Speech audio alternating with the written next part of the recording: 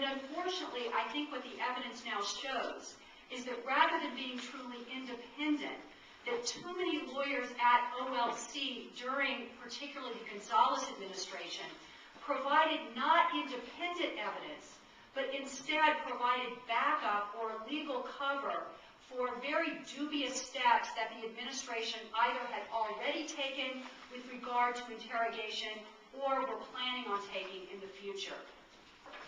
The one memorandum that I want to focus on particularly here today is the August 1st, 2002 memorandum that was written for Alberto Gonzales and signed by Jay Bybee. Now, it has become clear that Jay Bybee was not the primary author of that memo. Instead, the primary author of that memo was John Yoo, who now, as you know, is here at Chapman on a visiting professorship. And as some of you may know, myself and Professor Larry Rosenthal will be debating Professor Yoo and Dean Eastman on April 21st, next Tuesday. And that event has generated a lot of interest on campus. And the memoranda will be one of the topics that will be discussed. The memorandum that was drafted or produced on August 1st, 2002, and the book that Shirley mentioned that I co-edited in 2003, which is called Civil Liberties versus National Security in a Post 9/11 World, contains excerpts of that memo. When this book was going to press, that memorandum had just been leaked to the press, and so we were able to get copies very quickly and include it in the book, even though we were just about to go to press with the book. And I think it's an important background memorandum. It's called a variety of things. Some people just refer to it as the torture memo. Other people refer to it as the Yoo memo, or confusingly as the Bybee memo, because I think the authorship has been somewhat unclear. But in an upcoming article that I plan to publish in the next few months, I suggest that we refer to that memo as the Bybee-Yoo Torture and Power Memorandum, or BITAP. So I will refer to it from now on as the BITAP memo. And why do I say I think we should refer to it as the Bybee-Yoo Torture and Power Memorandum? Well, first of all, I think it's important that we hold responsible both the signatory of the memorandum, Jay Bybee, who is now a federal Court of Appeals judge in the Ninth Circuit, as well as Professor Yoo. And I want to say here, somewhat as a side note, that I have found it very disturbing that there has been so much outcry regarding Professor Yoo, and yet not nearly so much regarding the role of someone who is now a sitting Court of Appeals judge, Jay Bybee.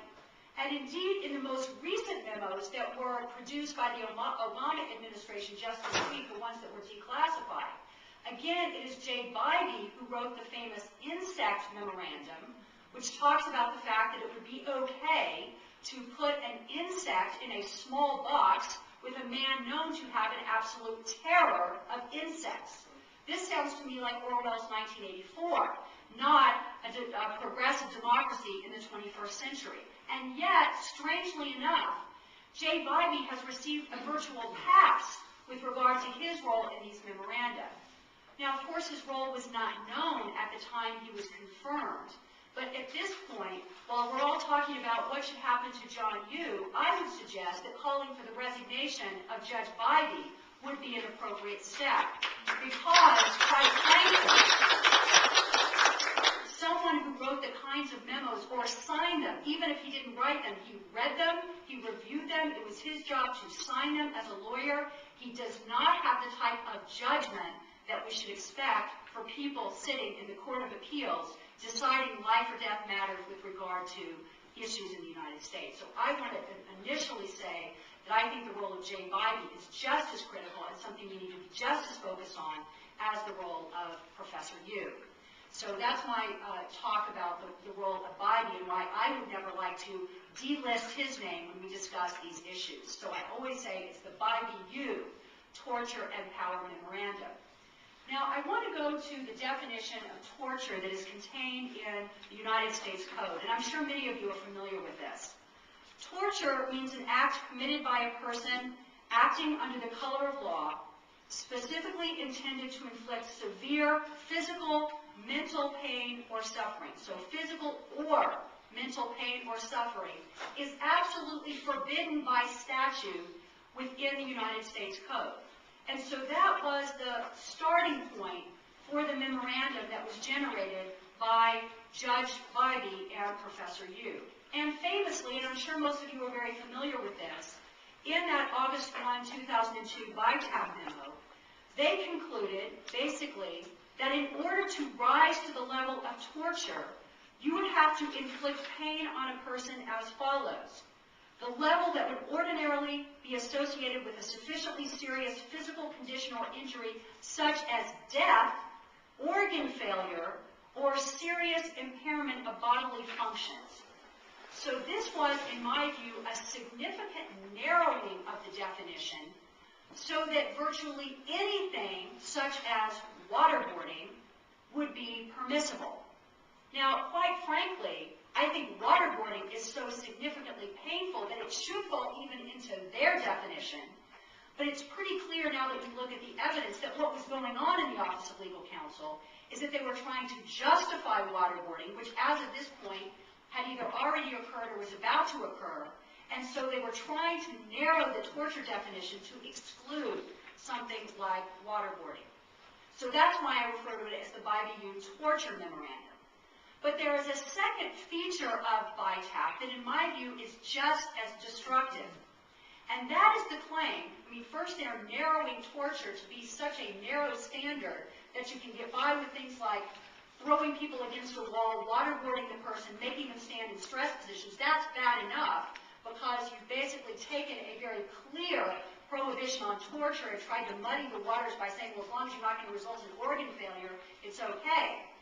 But beyond that, they go on to claim that in order to respect the president's, and this I'm quoting, inherent constitutional authority to manage a military campaign against al-Qaeda and its allies, Section 23040A, which is the torture prohibition, must be construed as not applying to interrogations undertaken pursuant to the commander-in-chief authority.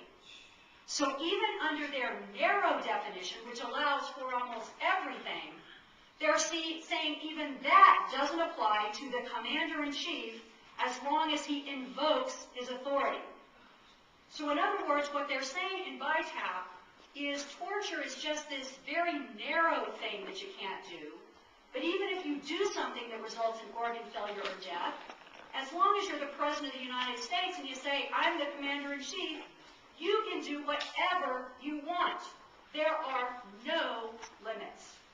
So this power grab, this claim to be beyond the law, this claim in contravention of the constitutional requirement that the President shall faithfully execute the law, is, in my view, even more devastating to our constitutional system than perhaps the narrow definition of torture. So that rounds out my description of the BITAB memo, the Bybee torture and power memo. Because even under their narrow definition of torture, they're saying our president doesn't have to follow that definition. And I think that's absolutely devastating. Now, I have very little time, but I want to make just a couple more points in this regard. And that is an accusation that I think many of us on the progressive side of the political spectrum hear all the time. And that is, well, this is just ideological. You're just going after people whose politics you don't like. I think it's absolutely critical for people to recognize that even within the Bush administration, even some of the most conservative Republicans working in that administration recognized that BITAB was out of bounds. And it was the Bush administration itself